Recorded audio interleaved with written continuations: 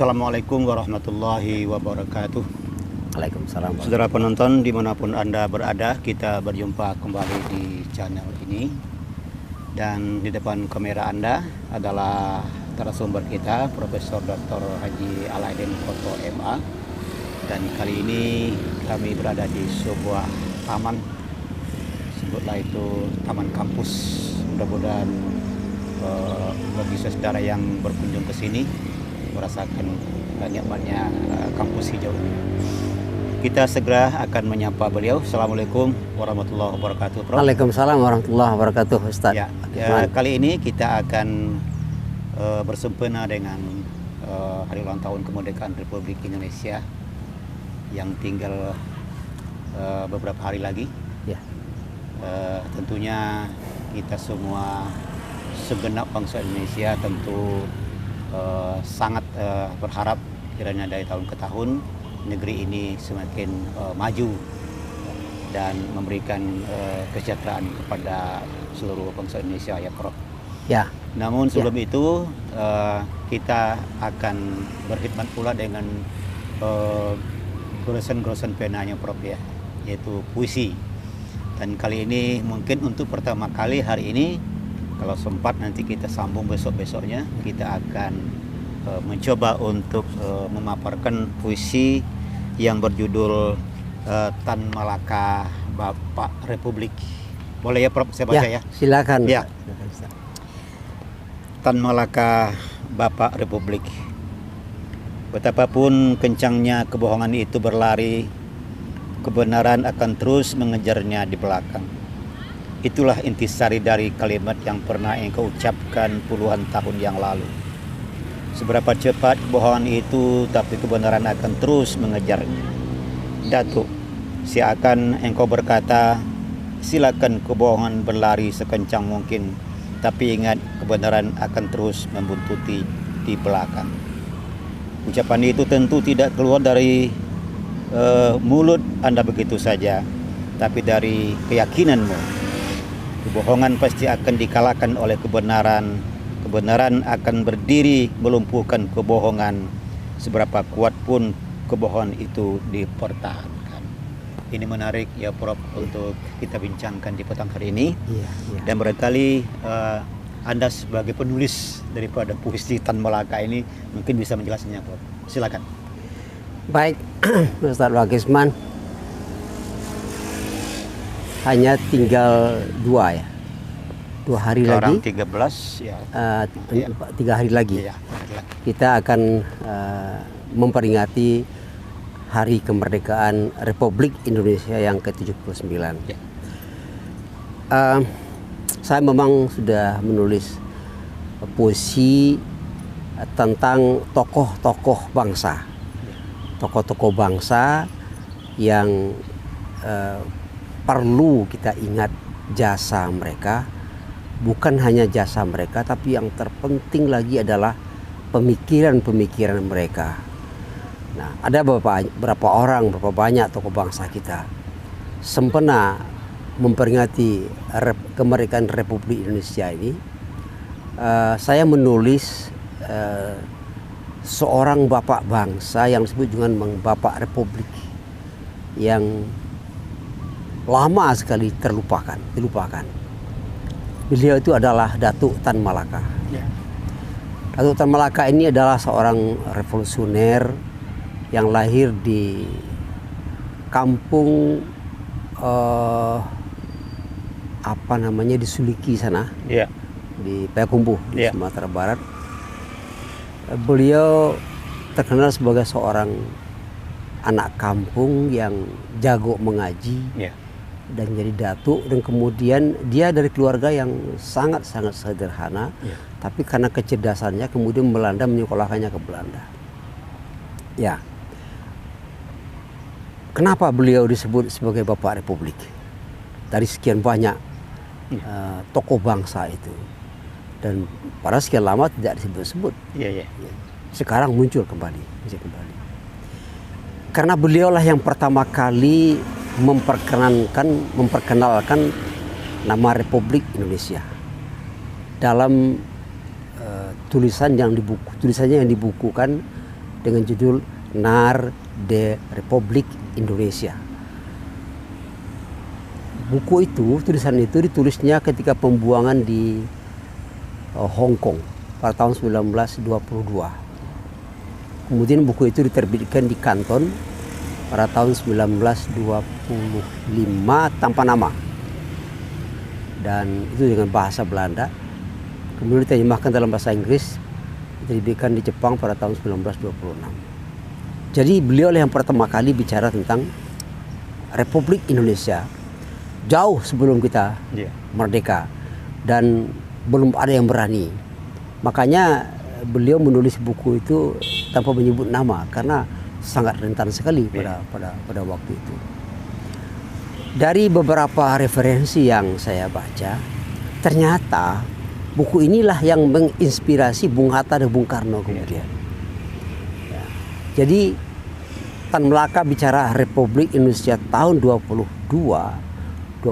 diterbitkan. Pak Hatta 25 nulis buku tentang Republik Indonesia, dan Bung Karno baru 1933 menulis buku itu. Nah, dari referensi yang saya baca, begitu revolusionernya, inspiratifnya buku ini. Katanya Bung Karno justru membawa buku ini kemana pergi sebagai referensi, menyemangati beliau untuk menggerakkan masyarakat untuk kita merdeka itu. Begitu. Dan tentu tidak sempat kita bicara panjang lebar tentang Bung Hatta, tentang Tan Melaka di sini. Tetapi yang jelas semangatnya menyemangati semua tokoh-tokoh bangsa untuk merdeka itu. Satu yang saya kutip di situ kata-kata Tan Malaka yang sangat bernas, dan itu benar. Saya baca Tan Malaka ini ketika ditanya tentang Islam, dia mengatakan Islam agama yang sangat logis dan tidak ada keraguan sedikit pun di situ. Nah, salah satu yang diambilnya dari Islam itu adalah tentang kebenaran. Dia katakan begini, kebenaran itu lawannya kebohongan. Sekencang apapun kebohongan berlari, kebenaran pasti akan ikut terus kemanapun kebohongan itu pergi. Lalu saya ulas, lama kelamaan kebohongan itu akan tumbang, kebenaran itu akan benar. Ini nggak disebut dalam tulisan itu, tapi saya yakin Tan Melaka mengambil dari ayat Al-Quran.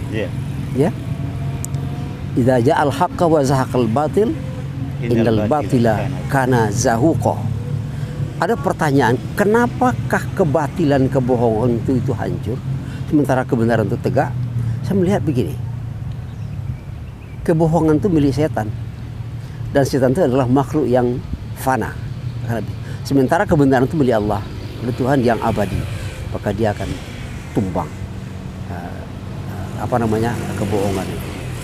Nah, kemudian kebohongan itu atau berbohong itu melelahkan. Kenapa melelahkan? Ketika kita berbohong, kita harus menyusun kata-kata, membayangkan, meyakinkan bagaimana orang percaya dengan kebohongan itu, dan itu membutuhkan energi, Dan kita harus waspada terus mempertahankan kebohongan. Itu menghabiskan energi. Sementara kebenaran mengalir begitu saja tanpa perlu ada energi yang banyak. Maka ketika berpacu antara kebohongan yang melemahkan, yang melelahkan, dengan kebenaran yang selalu kuat, maka dalam Al-Quran itu, dan saya yakin Tan Melaka terinspirasi daripada ayat itu, akhirnya kebenaran itu akan tegak. Makanya kita yang ada sekarang jangan ragu menegakkan kebenaran itu, walaupun sekarang dikalahkan oleh kebohongan dalam tanda kutip, tetapi tidak akan pernah kebenaran dikalahkan, karena dia akan terus mengikuti, berjalan terus. Sekuat apapun, sekencang apapun, dia akan ikuti terus. Setelah sampai saatnya kebohongan itu lemah, dia itulah tumpah. Nah, itulah Tan Melaka. Nah, dari segi itu makanya Tan Melaka tidak pernah berhenti menyemangati semangat kemerdekaan, menegakkan republik ini. Makanya beliau sebagai seorang revolusioner, beliau tidak setuju ada perundingan Linggarjati, Linggar segala macam itu, beliau tidak setuju. Indonesia berunding dengan Belanda. Kenapa beliau tidak setuju? Beliau mengatakan begini, penjajah itu adalah maling. maling itu diusir, bukan dibawa berunding. Ya. Maka di situ revolusionernya. Makanya kalau kita baca sejarah lagi, Tan Malaka salah seorang yang mendesak Bung Karno memproklamirkan kemerdekaan sebelum tanggal 17 Agustus itu, atau sebelum tanggal yang dijanjikan oleh Jepang. Yeah. Jadi kenapa dia disebut dengan Bapak Republik? Beliaulah yang membangkitkan semangat Republik itu 23 tahun sebelum Indonesia merdeka. Orang belum berpikir ke sana, dia sudah menulis buku itu. Itu hebatnya Tan Malaka yang perlu dihayati, dicerna oleh generasi muda sekarang, bagaimana tingginya nasionalisme seorang Tan Malaka, sehingga dia sekian lama seperti hilang saja. Tapi betul kata orang tua, kebenaran itu dia akan muncul, seberapa besar lama pun dia dibenam, dia akan tetap keluar. Kebenaran itu. Jadi munculnya kata-kata kebohongan lawan daripada kebenaran itu seperti apa asal muasalnya kok dalam ucapan beliau itu bisa terjadi seperti itu ya Prof ya? Saya belum mempelajari betul, tapi kalau kita seperti yang kita sebut tadi, kul idza jahal haqqa wa zahatal batil innal batil. Ini kebetulan sudah jelas sekali. Kalau kebenaran datang, kebatilan tumbang. Tumbang. Itu berarti antara kebohongan dan kebenaran, hak hak dengan kebenaran itu adalah merupakan Jadi apakah lawan. ada pada masa itu misalnya kan orang sudah katakanlah di antara pejuang-pejuang itu ada yang mungkin berbohong gitu kan, lain di mulut ucapan, mulut lain dalam bentuk tindakan. Apakah ada yang seperti itu ya Prof? Nah, itu benar pertanyaan Ustaz Usman itu. Jadi Ustaz Usman, kita tahu yang namanya penjajah tidak satupun yang benar. Dia pasti membohongi kenyataan-kenyataan yang ada. Itu kok. Maka keluarlah kata-kata itu.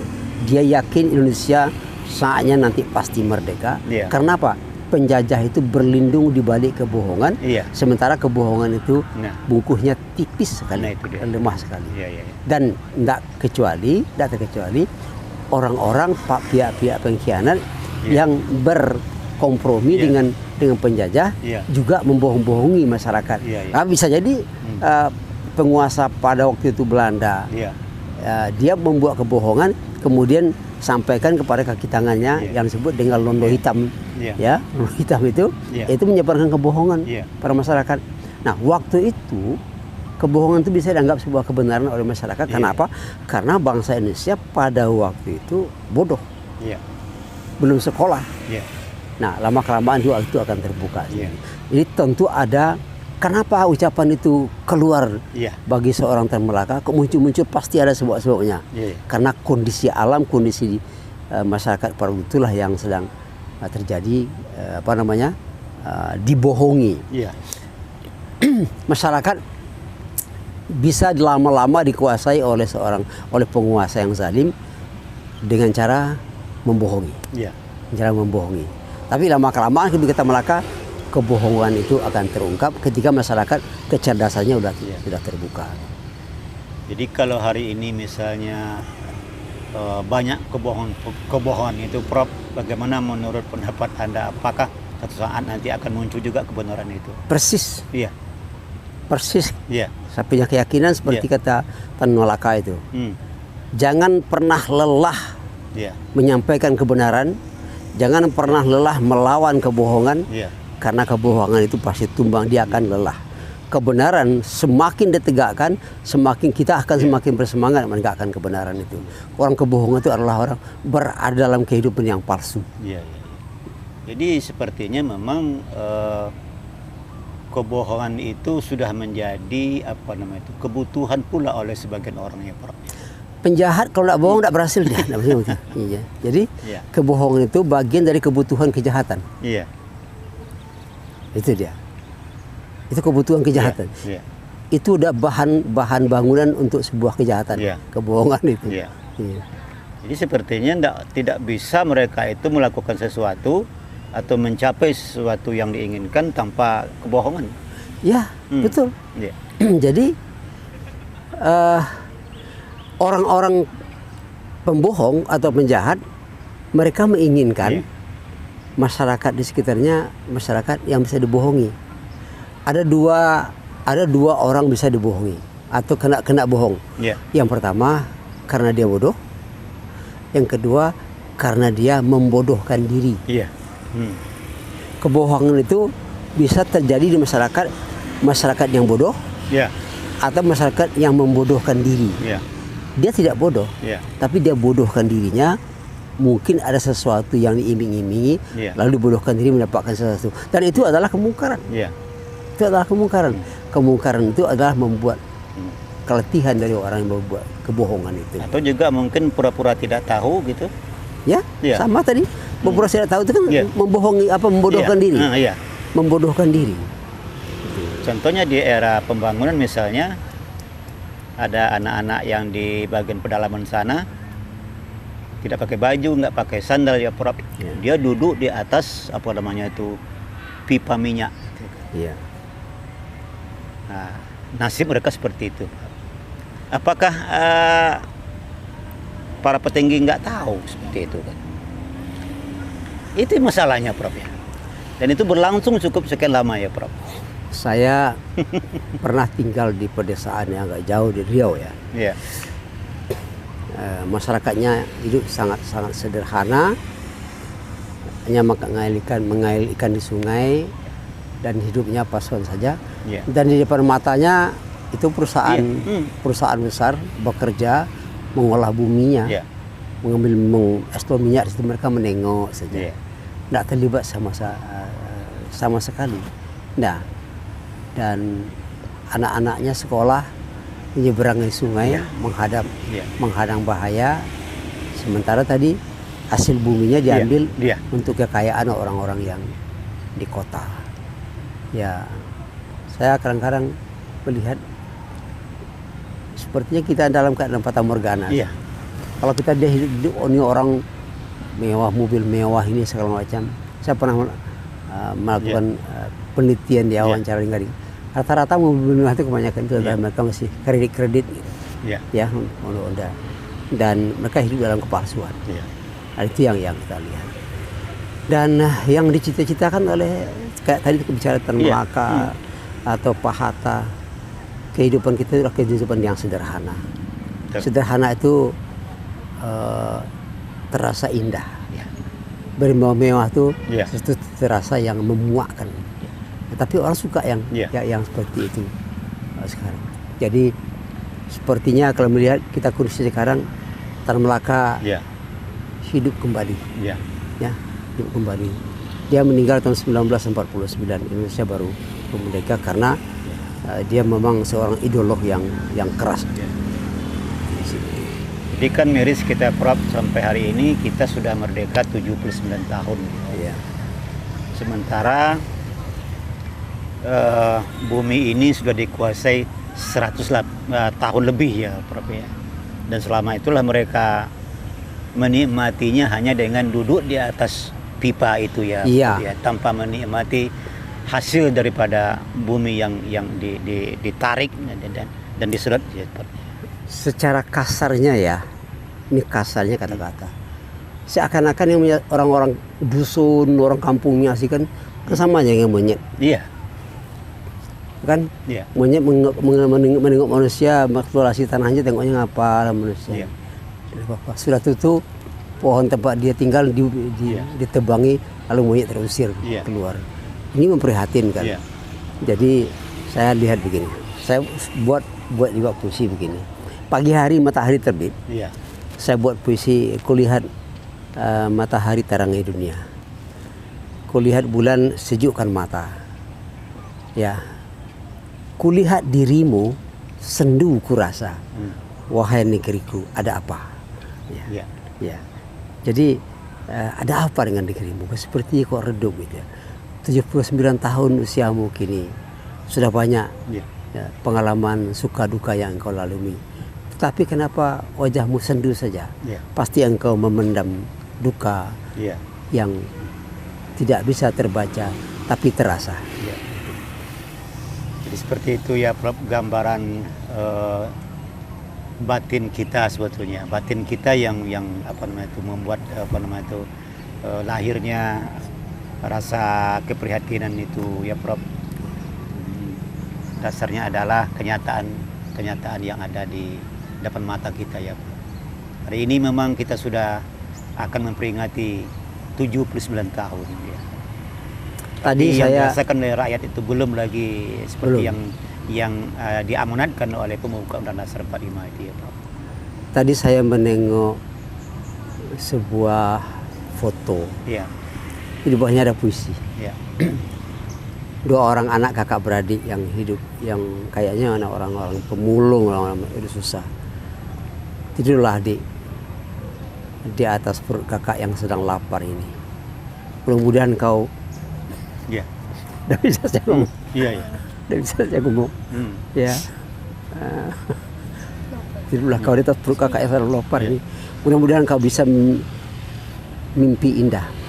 Saatnya nanti negeri kita akan baik, lepas daripada para penjahat seperti ini.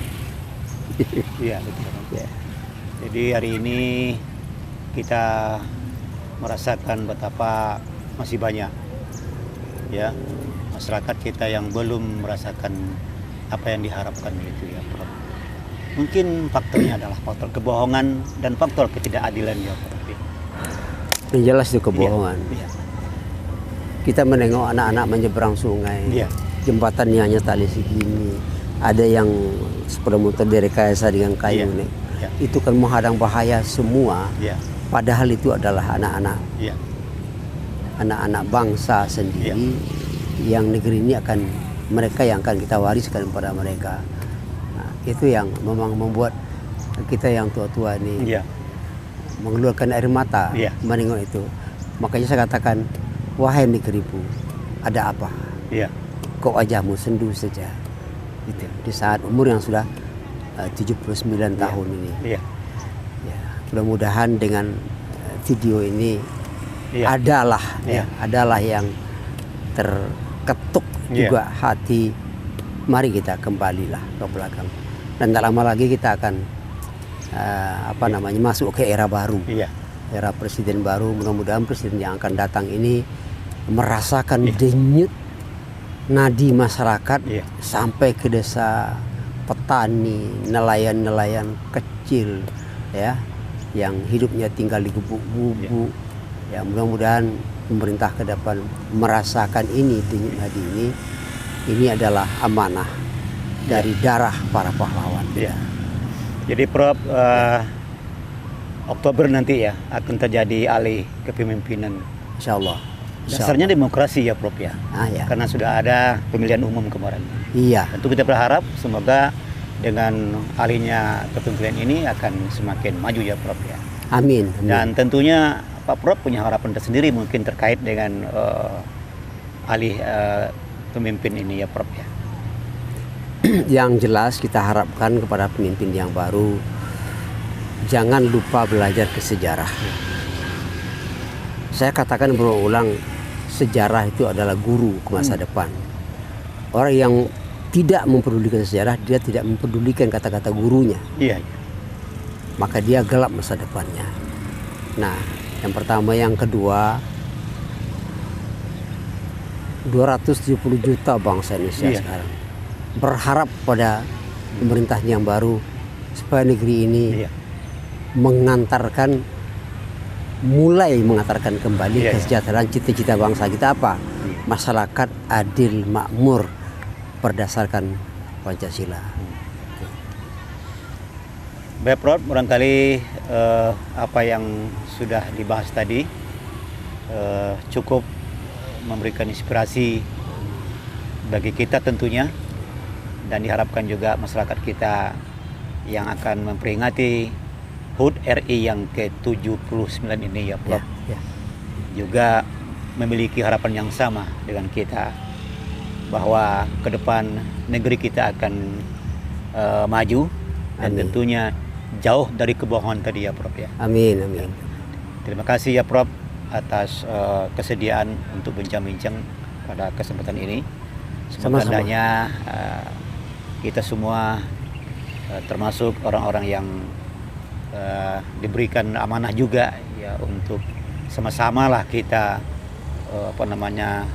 menjadikan negeri ini negeri yang baldatun thayyibatun warabun ghafur itu. Dan ini memang selalu dibaca oleh para orang di sana ya Prof. Tapi tentu dengan komitmen dan implikasi yang tepat ya Prof ya. Terima kasih ya Prof. Kita insyaallah berjumpa kembali di lain kesempatan. Billahi taufik wal hidayah. Assalamualaikum warahmatullahi wabarakatuh. Assalamualaikum warahmatullahi wabarakatuh.